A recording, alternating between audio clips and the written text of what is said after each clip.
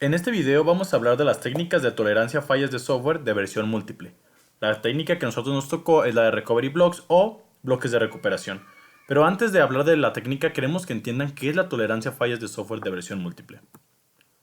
La tolerancia a fallos de múltiples versiones se basa en el uso de dos o más versiones, mejor conocidas como variantes, de una pieza de software o de un producto, ejecutadas en secuencia o en paralelo.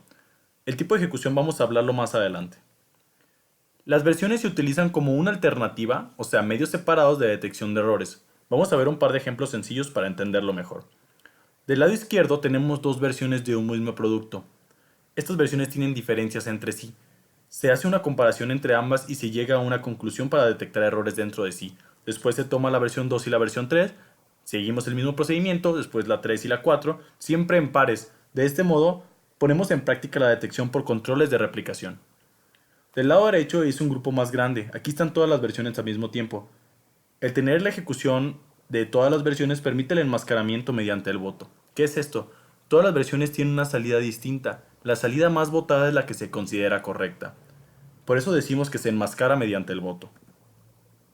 La razón para el uso de múltiples versiones es la expectativa de que los componentes construidos de manera diferente, es decir, diferentes diseñadores, diferentes algoritmos, diferentes herramientas de diseño, etc., deberían fallar de manera diferente. Por lo tanto, si una versión falla en una entrada, al menos una de las versiones alternativas debería poder proporcionar una salida adecuada. Aquí tenemos un ejemplo donde la versión 1 y la versión 2 fallan en sus pruebas, sin embargo la versión 3 ya pasa a ambas pruebas. Vamos a entender un par de conceptos antes de empezar con los bloques de recuperación. El primero es el concepto de reinicio. Existen dos tipos de reinicio, estático y dinámico. El estático se basa en devolver el módulo a un estado predeterminado. Esto puede ser un retorno directo al estado inicial de reinicio o a un conjunto de posibles estados. Pero el que nos interesa es el dinámico. Este utiliza puntos de control creados dinámicamente, que son capturas del estado en varios puntos durante la ejecución. El estático tiene un número finito de estados y el dinámico los va creando. ¿Qué es un punto de control? El punto de control se refiere al último estado estable en el que estuvo la máquina antes o durante una ejecución. ¿Qué quiere decir? Cuando se produce un error, se dice que la máquina ya no es estable. El punto de control es el punto anterior a esa falla, el punto donde la máquina estuvo estable antes de ejecutar un proceso. Ya entendiendo estos dos conceptos, ya podemos hablar de los bloques de recuperación, que son la técnica en la que se utilizan diferentes versiones de software con la finalidad de restaurar el sistema con una versión diferente. La técnica de bloques de recuperación combina los conceptos básicos de punto de control y el enfoque de reinicio de múltiples versiones de un componente de software, de modo que se pruebe una versión diferente después de que se detecte un error. Los puntos de control se crean antes de que se ejecute una versión. Se necesitan puntos de control para restaurar el sistema después de que una versión no se haya ejecutado de forma correcta. Vamos a seguir este diagrama.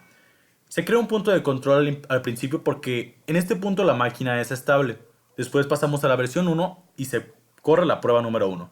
Esta prueba pasa y se crea un nuevo punto de control porque en este punto la máquina sigue siendo estable. La prueba número 2 falla y pasamos a intentar con la versión número 2. En esta la prueba 2 ya es exitosa y termina la ejecución.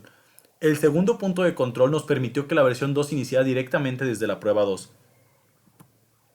La prueba de aceptación no necesita ser una prueba de solo salida y puede implementarse mediante varias comprobaciones integradas para aumentar la efectividad de la detección de errores.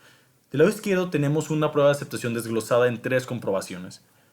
Se puede observar que la comprobación 1 y 2 pasaron exitosamente, sin embargo la tercera comprobación ya no pasó. Esto es suficiente para que la prueba de aceptación sea fallida, necesitan pasar todas las comprobaciones. Debido a que la versión primaria se ejecuta con éxito la mayor parte del tiempo, las alternativas podrían diseñarse para proporcionar un rendimiento degradado en algún sentido, por ejemplo, calculando los valores con menor precisión. ¿Qué quiere decir? La versión primaria es la que consideramos la mejor, de ahí se toman versiones alternativas.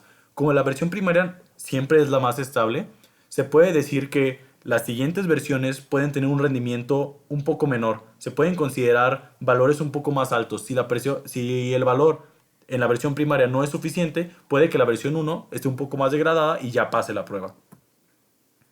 La ejecución real de las versiones múltiples puede ser secuencial o en paralelo, según la capacidad de procesamiento disponible y los requisitos del rendimiento. La ejecución en paralelo nos indica que todas las versiones van a correr simultáneamente. Sin embargo, la secuencial se ejecuta una versión tras otra. Primero la versión 1, después la versión 2 y así hasta la versión n. Si todas las alternativas se prueban sin éxito, el componente debe generar una excepción para comunicar al resto del sistema que no se pudo completar su función. Vamos viendo el diagrama. En el diagrama la versión 1 falló, la versión 2 y la versión 3 también fallaron, entonces se genera una excepción que indica al sistema que no se puede completar esa acción. ¿Sí? En este caso pues ya no podemos hacer uso del bloque de recuperación porque todas las versiones fallaron. Así es como funcionan los bloques de recuperación.